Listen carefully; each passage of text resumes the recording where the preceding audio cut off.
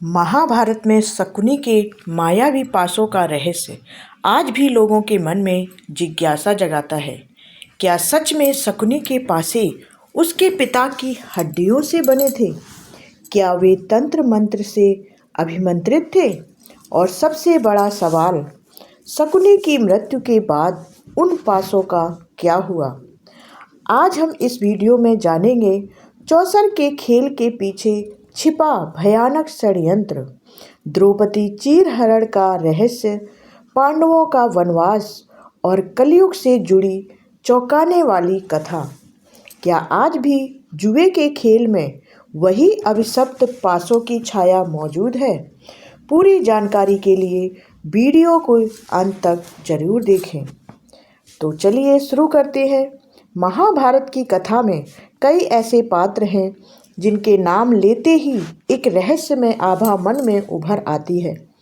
लेकिन जब आप बात शकुनी की होती है तो उसके साथ सबसे पहले जिस वस्तु की छवि सामने आती है वह है उसके मायावी पासे।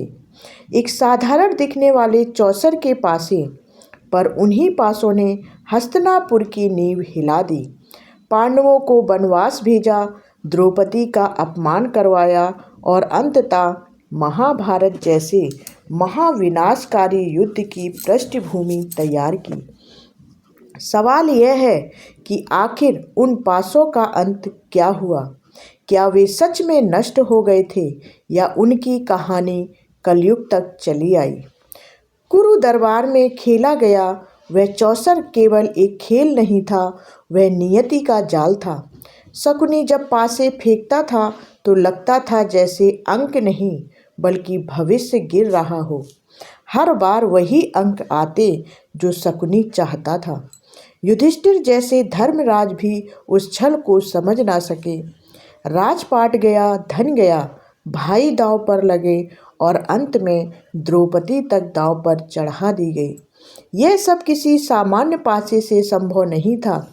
इन पासों के पीछे एक गहरा षड्यंत्र, एक पुराना घाव और एक प्रतिशोध की आग छिपी थी।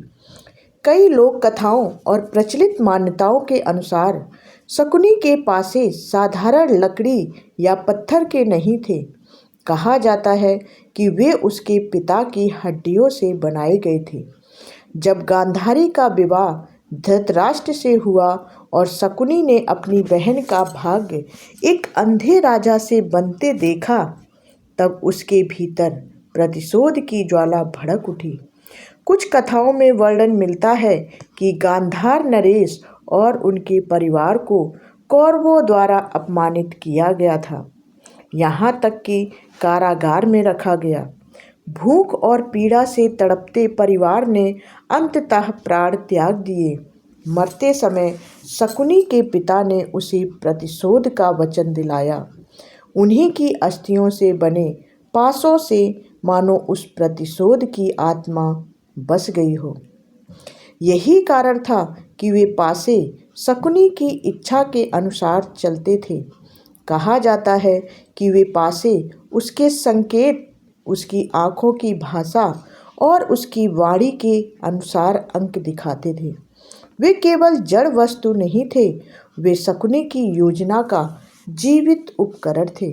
श्री कृष्ण इस रहस्य को जानते थे, लेकिन धर्म की मर्यादा और समय की प्रतीक्षा में उन्होंने हस्तक्षेप नहीं किया, क्योंकि कभी कभी अधर्म को उसके चरम तक पहुंचने देना भी आवश्यक होता है ताकि उसका अंत निर्णायक हो। फिर आया कुरुक्षेत्र का युद्ध। 18 दिनों तक धरती कांपती रही। एक एक कर कौरव सेना के महारथी गिरते गए।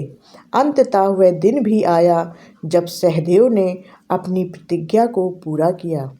सहदेव ने शपथ ली थी कि वह शकुनी का वध करेगा और युद्ध भूमि में उसने शकुनी को मार गिराया। प्रतिशोध का एक चक्र पूर्ण हुआ, लेकिन प्रश्न अभी भी शेष था, उन मायावी पासों का क्या हुआ जिन्होंने इस विनाश की नींव रखी थी। कथाओं में वर्णन मिलता है कि शकुनी के मारे जाने के बाद पांडव उसके शिविर में पहुँचे। वे उन पासों को खोज रहे थे ताकि इस छल के प्रतीक को सदा के लिए समाप्त कर सकें, किंतु पासे कहीं दिखाई नहीं दिए। कहा जाता है कि श्री कृष्ण ने पहले ही उन पासों को अपने हाथों से मसलकर चूर चूर कर दिया था। उन्होंने उस मायावी शक्ति को राख में बदल दिया था। ऐसा प्रतीत हुआ मानो अधर्म का वह उपकरण सदा के लिए समाप्त हो गया हो। लेकिन कहानी यहीं समाप्त नहीं होती। एक रहस्यमयी लोक कथा के अनुसार शकुनी ने अपने पासों को तंत्र मंत्र से इस प्रकार अभिमंत्रित किया था कि वे जल के संपर्क में आते ही पुनः अपने रूप में आ जाएंगे। जब अर्जुन की नज़र उस राख पर पड़ी तो उन्होंने उसे समुद्र में प्रवाहित कर दिया, यह सोचकर कि अब वह शक्ति कभी वापस नहीं आएगी। किंतु जल ने मानो उस अभिशप्त वस्तु को फिर जीवन दे दिया। राख से फिर वही पासे प्रकट हो गए, मानो अधर्म की चिंगारी पूरी तरह बुझी ही ना हो। कहा जाता है कि कलयुग के प्रारंभ में वे पासे एक ऐसे व्यक्ति के हाथ लगे जिसने फिर से जुए का खेल आरंभ किया। तभी से जुआ, लालच और छल का वह सिलसिला आज तक चलता आ रहा है। यह कथा प्रतीक है उस सत्य का कि जब तक मनुष्य के भीतर लालच, अहंकार और अधर्म जीवित है, तब तक शकुनी के पासे किसी न किसी रूप में मौजूद रहेंगे। महाभारत के मूल ग्रंथ में इन घटनाओं का स्पष्ट वर्णन नहीं मिलता।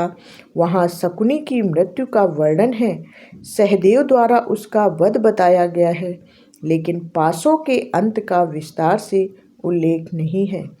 यह कथा अधिकतर लोक परंपराओं, पुराणों की व्याख्याओं और जनश्रुतियों से मिलती है, किंतु चाहे वह ऐतिहासिक सत्य हो या प्रतीकात्मक कल्पना, उसका संदेश अत्यंत गहरा है।